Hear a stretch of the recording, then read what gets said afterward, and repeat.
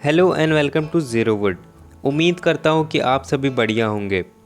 तो Warren Buffett जो अब तक के सबसे सक्सेसफुल इन्वेस्टर में से एक है और उनकी नेटवर्थ 86 बिलियन डॉलर से ज़्यादा है। पर क्या आपको ये पता है कि नियरली 82 बिलियन डॉलर उन्होंने 65th बर्थडे के बाद कमाए थे। तो ऐसा क्या हुआ कि 65th बर्थडे के बाद वो इतने रिच हो गए? तो ये कोई मैजिक नहीं है, ये कंपाउंडिंग की पावर है।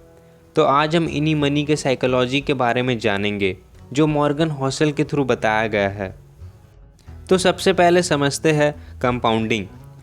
कंपाउंडिंग कितनी पावरफुल होती है। आपके पास दो ऑप्शन हैं कि कोई आपको 1 रुपी दे और वो हर दिन डबल होते रहे 30 डेज तक, एंड अगर आपको कोई 5 करोड़ दे आज ही, देन आप कौन सा ऑप्शन चूज़ करेंगे? आप ऑब्वियसली 5 करोड़ से चूज़ करेंगे क्योंकि हमारे ब्रेन को कंपाउंडिंग बहुत कॉम्प्लेक्स लगती है। जो 1 रुपी है वो हर दिन डबल होती रहे तो 30 डेज़ के बाद आपके पास 53 करोड़ रुपीज़ होंगी। आप सोच रहे होगे कि ये कैसे हुआ। डे 1 में आपके पास 1 रुपीज़ होगी, डे 2 में आपके पास 2 रुपीज़ एंड डे 3 में आपके पास 4 रुपीज़। ऐसे ही डे 10 में आपके पास 512 रुपीज़ होगी, डे 20 में आपके पास 5,24,000 रुपीज़ होगी एंड ऐसे ही डे 30 में आपके पास 53 करोड़ रुपीज़ होगी। तो आज आप समझ ही गए होंगे कि कंपाउंडिंग कितनी पावरफुल होती है।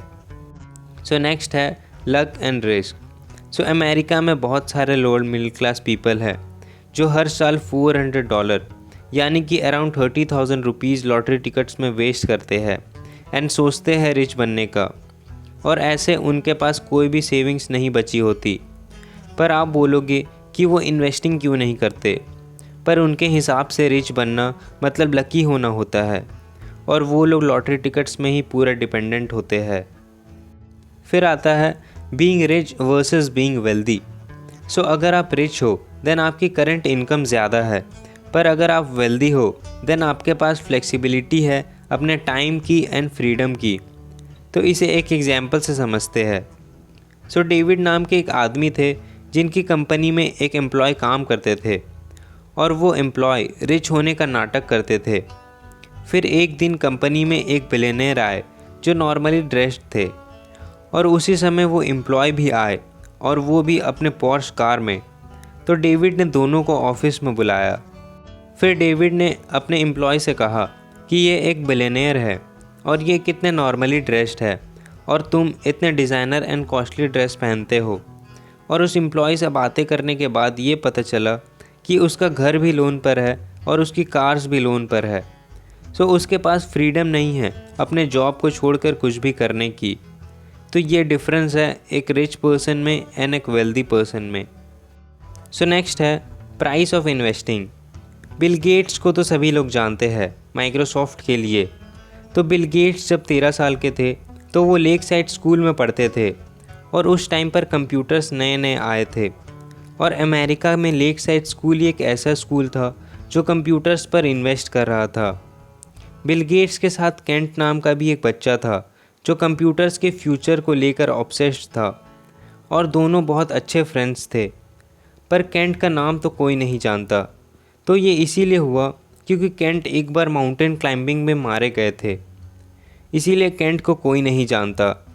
और बिल गेट्स को तो कोडिंग में बहुत इंटरेस्ट था और वो बहुत कॉम्प्लेक्स कोड को भी आसानी से कर लेते थे और 20 साल की उम्र में उन्होंने माइक्रोसॉफ्ट जैसी कंपनी बनाई।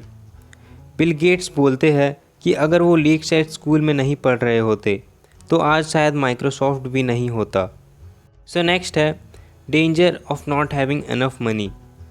तो रजत गुप्ता कोलकाता के एक चौल में पैदा हुए थे और वो अनाथ आश्रम में बड़े हुए, पर उन्होंने बहुत ज़्यादा सक्सेस को अचीव किया। तो वो जब 40 साल के थे तब वो मैकक्लेंजी कंपनी के सीईओ थे जो वर्ल्ड की सबसे प्रेस्टीजियस कंसल्टिंग कंपनी थी। रिटायर होने के बाद वो यूनाइटेड नेशन और वर्ल्ड इकोनॉमिक फर्म्स जैसी कंपनी में काम किए और वो काफ़ी कंपनीज़ के बोर्ड ऑफ डायरेक्टर भी थे। तो रजत गुप्ता एक चौल में पैदा हुए और स्ट्रगल करने के बाद उन्होंने बहुत ज़्यादा सक्सेस को अचीव किया।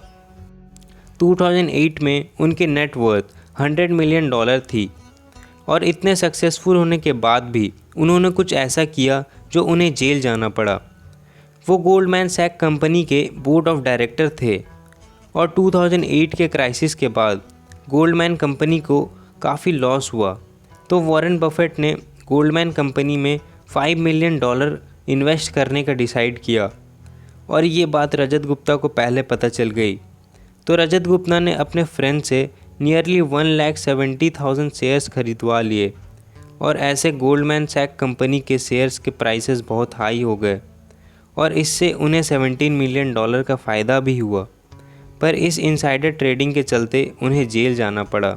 इतने सक्सेसफुल होने के बाद भी और पैसे के लालच के चलते उन्होंने ये क्राइम किया और इसीलिए उन्हें जेल भी जाना पड़ा। So financial success. तो फाइनेंशियल सक्सेस कैसे मिलती है? तो पैसा सबसे इंटेलिजेंट या सबसे स्मार्ट के पास नहीं जाता। पैसे उन्हीं के पास जाते हैं जो उनसे अच्छे से बिहेव करते हैं। अगर आप उनसे अच्छे से बिहेव करोगे देन आप भी सक्सीड करोगे। सो फाइनेंशियल नॉलेज हमेशा चेंज होते रहती है। हमें टाइम के साथ खुद को ग्रो करते रहना होगा। सपोज़ 2 आदमी हैं जो डिफरेंट डेकेड्स में पैदा हुए हैं, एक 1970 में तो एक 2010 में। सो दोनों टाइम पर मनी की वर्किंग्स अलग थी। आप अगर 1970 वाले से पूछोगे तो वो आपको स्टॉक मार्केट के बारे में कुछ और बताएंगे और अगर आप 2010 वालों से पूछोगे तो वो आपको कुछ और बताएंगे। सो आपको करंट सिनेरियो की नॉलेज होनी चाहिए। सो नेक्स्ट है बी ऑप्टिमिस्टिक एंड पैरानॉइड। सो अगर आपने 20 साल बाद के लिए कुछ प्लान बनाया है तो वो एज इट इज़ नहीं होगा, वो शायद ऊपर नीचे हो सकता है। लाइक आपने कुछ पैसे इन्वेस्ट किए हैं कुछ स्टॉक्स में एंड आपने सोचा है कि वो 12% का रिटर्न्स देगी, बट ये ज़रूरी नहीं है कि वो 12% का ही रिटर्न दे, वो शायद 5% का भी रिटर्न दे सकती है। सो आपको रियलिटी को एक्सेप्ट करना होगा और आगे बढ़ते रहना होगा, ना कि उसी में फंसे रहना होगा। सो लास्ट है स्ट्रेंथन योर इन्वेस्टिंग साइकोलॉजी। अगर आप इन्वेस्टिंग नहीं करते हो देन आपको इन्वेस्टिंग आज से ही शुरू कर देनी चाहिए। लाइक वॉरेन बफेट ने कहा है, start investing now to make your time biggest advantage. So compounding की जो इफ़ेक्ट है वो शॉर्ट टर्म में नहीं दिखती, पर वो लॉन्ग रन में बहुत ज़्यादा रिटर्न देती है। सो हमें अपने अर्ली एज से ही इन्वेस्टिंग स्टार्ट कर देनी चाहिए अगर हमें कंपाउंडिंग का मज़ा लेना है तो। सो आज की वीडियो में इतना ही। अगर आपको मेरा कंटेंट पसंद आया तो please like share and subscribe to my YouTube channel.